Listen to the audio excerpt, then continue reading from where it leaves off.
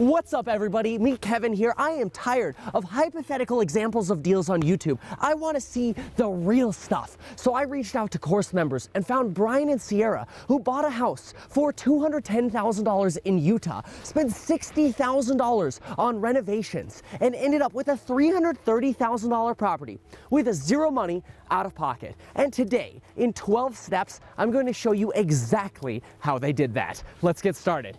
Look, here's the thing. So many of us want passive income. So many of us want cash flow. So many of us want to own a lot of properties or a lot of companies or whatever. But guess what most of us do when we have no money? We're too fearful to start at doing anything. Well, now is the time to listen to all of these 12 steps because they're going to blow your mind. And I'm going to show you exactly how you can build passive income with real estate. And I'll show you how Brian and Sierra are now going to be cash flowing on a deal they literally put no money into. This stuff really happens. Let's go talk. Look, so step one is you need to acknowledge that unless you already have a ton of cash, you're not going to have passive income from real estate tomorrow. But what you can have is an opportunity to start building wealth immediately. So step one is get over the fear and get into the game. Listen to the rest of these steps and ask yourself, how can I begin to accomplish success in real estate? Step number two, you need to get over the market fluctuation theory. That is the theory that, oh my gosh, well, if prices shift or change a little bit, then I don't want to be a part of real estate. You need to get in. Let's say somebody went to you and said, hey, I'm going to give you this gold ingot and you need to pay $1,900 per year to service and secure and make sure that this gold ingot is safe. You might be thinking to yourself, oh my gosh, well, where am I going to get $1,900? Oh, but wait. You could give that gold ingot to Chase, and they're going to give you $2,200 a month for it. And you're thinking to yourself, wait a minute, all expenses in, $1,900, I'm going to get $2,200, that's $300 of cash flow. And at that point, you wonder, well, that's not a bad deal. I mean, I'm just holding on to something. Do you care if that gold ingot goes down in value from, let's say, $210,000 to $180,000, $190,000, $150,000? Probably not, because you're still getting the $300 a month. You're protecting yourself, holding that gold ingot with cash flow from market fluctuations. So this is where once you really realize the potential that real estate could give you to make that example a reality where others aren't seeing that reality, then you get over the mindset challenge of A, you start, you get in, or one, you start, you get in, and B, you get over the market fluctuations. You get over that fear that's keeping you restrained and keeping you from doing exactly what Brian and Sierra did. Number three, folks, I really want you to do this now because so many of us, it's like we want to be millionaires, but we won't even pick up the freaking phone to do step number three. Step number three, call a lender and have them run your credit. Don't be that person that's going to start shopping lenders, but oh, no, I don't want to commit. 1 foot in, 1 foot out. I don't want you to run my credit. You're going to get backburnered. You're not going to actually be able to get your action steps from your lender because they're not able to look at your loan portfolio, your credit portfolio, and then you're really just not getting into the game because lenders don't want to waste time on people that ain't serious. And if you're not getting your credit run, then you ain't serious. That's the way it is. Now you might be wondering, oh, but I mean, I don't want my credit score to go down. Here's the thing. You really don't need such a high credit score like you think you might. People think, oh, I need an 800 credit score to buy a house. People buy houses with 600, 640 credit scores. You get the optimal pricing, it is true, at 740 to 760. So if you've got like a 780 or 800, who cares? Let them run your credit. And if you've got something lower, whatever, let them run your credit. Get the knowledge that you need so you can figure out what action steps you need to get in the game. You want to be you want to be a millionaire? Get started. Play the game. Number four, folks, you got to get with a pro real estate investor. Guess where you can get a pro investor for free to help you and mentor you? A real estate agent. Look, you can join my course and get mentoring from me and get a lot of knowledge and guidance that you're probably not going to get anywhere else. Whew, I'm out of breath from that. That must mean I'm out of shape. Just going to lie down. Whew.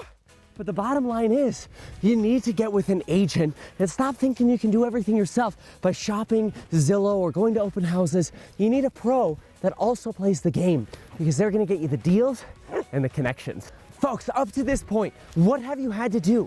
Nothing. You've had to pick up the phone a couple times to find people in the industry that also invest in real estate. You've had to shop and ask for some loan options. I haven't really told you to do anything other than change your mindset and get in the game. Get started. Well, number 5, this is really where the Brian and Sierra topic begins.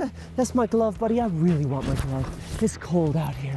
Number 5, I bought a house using an FHA loan, which allows them to buy with just 3.5% down. And guess what loan program they found out about? Because they went to their lender and got the information they needed. They ran their credit. They qualified, after running for their credit, for a down payment assistance grant. This covered their 3.5% down. So when they went to put 3.5% down on $210,000 and then had about closing costs of say $5,000, they got a grant for that about $12,000 something dollars to buy the house with zero money down because they committed. They had the mindset, they picked up the phone, and they got in the game. So we did a 203K nice. in 2016. Tell me a little bit of how that was. There was a lot to it. Yeah. But we met a lender that had a relationship with a contractor. Oh, yes. And they worked together really well. Perfect, yeah. We didn't put any down.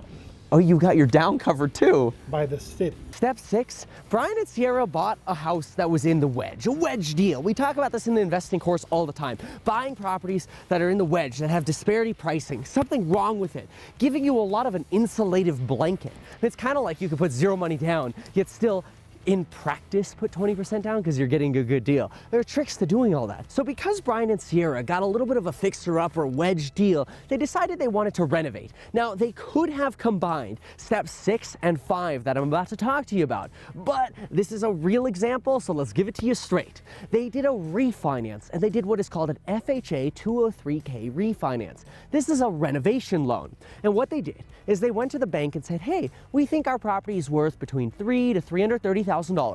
We'd like to renovate it. Would you mind if we borrowed, say, $60,000 to $70,000 so we can finish off the basement and renovate the property? What does the bank do? The bank does 2 things. 1, they send an appraiser to do an as-is valuation, and 2, they send an appraiser to do a fixed-up appraisal. As long as those numbers align, the bank will finance the deal. And they did in this case because Brian and Sierra used a professional and bought the deal right. Buying the deal right is so huge. What are you doing, my friend? It is sunset. It's like the wolf is coming out in you. As soon as this bite, it's just gonna go right through my glove. What made the entire process a lot easier for them was, again, not resorting to Google, but having a good quality lender that had a reputation and had a reputable contact in the construction industry and had connections with HUD representatives to make sure the entire renovation process was streamlined for them, and they had to do very little other than pick the renovations they wanted. So number 7 was, where did they spend the money? Well, remember, when you renovate properties, something we really talk a lot about on our private live streams 4 times a week, is when you renovate properties, the last thing you want to do is overspend on stuff that you really don't need, that expensive cosmetic junk. So what Brian and Sierra did is they spent money with their renovation budget on creating value-add opportunities, and your 808 square feet is just the top. Yeah. Oh, that's awesome. Okay. So we're like 1,600. So this here, when we moved in, was just a stupid corner closet. Yeah, because this was a basement. I mean, it looks like part of your house. This is the half that was finished. This is like a guest unit now. You know? Whoa. Oh, so you totally created another full bedroom and bathroom of the basement. Yeah. This was all concrete. Wow. It was concrete. And then we got these built-in cabinets. Oh, these are for nice. storage. Oh, this goes under the staircase. Yeah. But now it's functional in your room. There are IKEA Death Stars. Oh my gosh. That's amazing.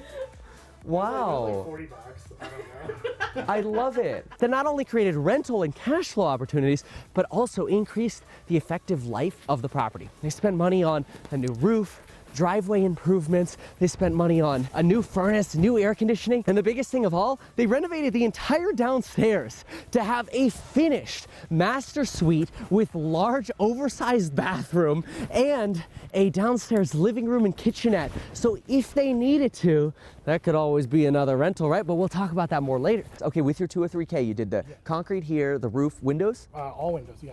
Oh, this is great. Look at this vaulted ceiling. This is amazing. And One thing we did upstairs, we didn't do a whole lot upstairs. Yeah. But this came out to right here. that classic like narrow entry that you have to kind of swoop around. Yeah. That in the very first house my wife and I bought, and we did a 2 or 3K on, we literally did the same thing. It was like a 4-foot pullback, and just because now you're in. Yeah. That's awesome. So this was just a wall. This is beautiful. Look at This was that. like a half. This is custom, isn't it, for the Yeah. side? Because again, it gives you actually more space Yeah. because it gives you that impression that the room's bigger. This, no kidding, this is amazing. And you did the marble here too, yes. So we have the double shower, triple shower actually. But see, where do they spend their money? Not on some kind of fancy Brazilian hardwood floor or whatever. Instead, on things that really increase the long-term functional lifespan of the property to make this a killer long-term hold. That's my shoelace, buddy. I need that. Oh my gosh, I'm stuck. What are you doing? He's got me. It's a wolf! 8 is you gotta know your backup strategies. And there are 4 big backup strategies that Brian and Sierra have really internalized.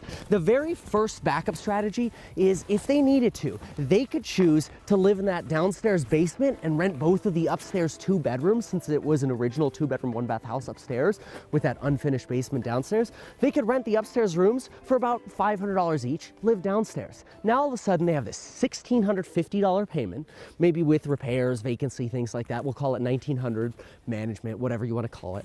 And they have the $1,650 payment, $1,900 all in. But if they're downstairs renting the top for $1,000, all of a sudden their payment is effectively $650. And they're still getting the benefits of paying off the loan, the tax benefits, and appreciation on the property. But those aren't part of the backup strategy. Backup strategy is always trying to keep your costs down. So now when this turns into a rental, it's all done. What's gonna go bad? The roof is new, the windows are new, the furnace is new, AC's new. Exactly. This is all brand new. It's ready to go. $0 out of pocket. I can't get over that. That's amazing. We love it, and we weren't even thinking about that when we did it. Yeah. When we came across your channel, and I was gosh. just like, because I'll tell you what happened. Yeah. And I was preaching to her because I was just like, I don't even want to deal with tenants ever. It's just a pain because I've done it before. And then I binged your videos, and that's when I bought your course. And so now we've made that mindset shift, and we're going to keep this place. Good for you. And we accidentally made it super renter ready. Option number 2 is they could choose to move if they needed to, say there was a job loss or something really changed, and rent out the entire property and rent something cheaper. Rent the entire property out for around $2,200 per month, kind of like the gold bar, leaving them with a nice cash flow. Option number 3, they could sell and just be done with the headache. Option number 4, they could do something Brian and Sierra are already doing. They could use part of their property as a side hustle business. So what do? They walk and take care of dogs on the side, generating another $2,000. Yeah, it's active income, but generating another $2,000 per month of income with their side hustle. Now they also get to write off part of their house as a business expense. The point of the 3 showers is like, well, there's a 3rd head that we can wash dogs with. Yeah, So absolutely. it becomes a business expense. We wrote off the shower. Yes. Yeah. And keep in mind, nothing was here. Nothing was here. This was all made up. Oh, from the that's ground up. right. So you had all the ability to route through the walls because it Yeah. was bare bones. Think of these as 4 backup strategies. Okay, cool. Oh gosh. Oh gosh. Oh, this isn't fair. This is not fair. I'm trying to talk about number 9 here. I tried to get to number 9. Okay. Number 9 is internalizing and Number 9 is internalizing and remembering that your goal is to try to replace what you're paying in rent. So somewhere you're paying somebody else rent money. And when you do this strategy, you're replacing that as well. So many people forget that there's a cost to play the game. You gotta put up a little money and you gotta stop paying somebody else's mortgage. Because remember this, most successful real estate investors who say things like rent where you live and own what you can rent, own the property they live in too. Number 10, Brian and Sierra know that if they decided they wanted to sell the property, they could take advantage of what's called a homeowner's exemption. That's $250,000 per person that in capital gains, they might not have to pay taxes on if they were to sell. Now look, I'm not a CPA. I'm walking through trees that look like it's Christmas at sunset with some random dog in a bark collar chasing me around. So talk to a CPA. I ain't a CPA and I can't give you tax advice. But if they wanted to sell this property, they could probably clear, after selling costs and after everything, about $80,000. And remember, what did they put up for this deal? 0. Number 11, well, first of all, thanks for making it this far. If you haven't hit that like button yet, that's kind of a cool thing you can do. Subscribing and smashing the notification bell is cool too. Then there's always buying the course. How's that for plugs? All right, cool. Number 11, a lot of people don't know this. You're gonna use the projected rental income on the property that you're moving out of to help you buy your next property. Let's see how that'll work. You're gonna be loyal to your agent and your lender that you've been using that have been helping you get good deals. You're gonna find another great deal. What you're gonna do is you're gonna tell your lender, I'm gonna keep my first house. Let's use projected rental income, I'm stuck, to buy the next house. So here's what they do. They'll say, okay, we think we can rent your place out for about $2,200 per month. We're gonna be a little conservative because we're a bank and that's what we do. And we're gonna say you can get after expenses, maybe somewhere around $1,700, $1,800 in rent, and we'll give that to you as projected income. Now all of a sudden you can use that to help you qualify for the next property. Now folks, let's get to step 12. Let's get away from little doggy here, because I think they need to go home, because it's bedtime for him. He's getting a little cranky. Step 12, folks, this should come as no surprise to you. I want you to repeat the process. I want you to do this over and over again. I want you to internalize what it means to be a successful real estate investor by going through these 12 steps and taking or having the courage to pick up the phone, to call the lender, to get with a pro, to finally overcome that knowledge gap that you think you have. Maybe that means you're gonna invest in the real estate investing course where I can analyze your deals privately and help answer your questions to help guide you. And I'll even work with you and your agents to help you figure out, hey, there's a free second opinion for you. So here's another last tip for you. If you really want to embark on this, the very first thing you should do is download a picture from Google. I don't care what it is. Let it be a cartoon house and tape it to your fridge. Take a little Sharpie and write on it a date. 6 months from now, you're going to own a property.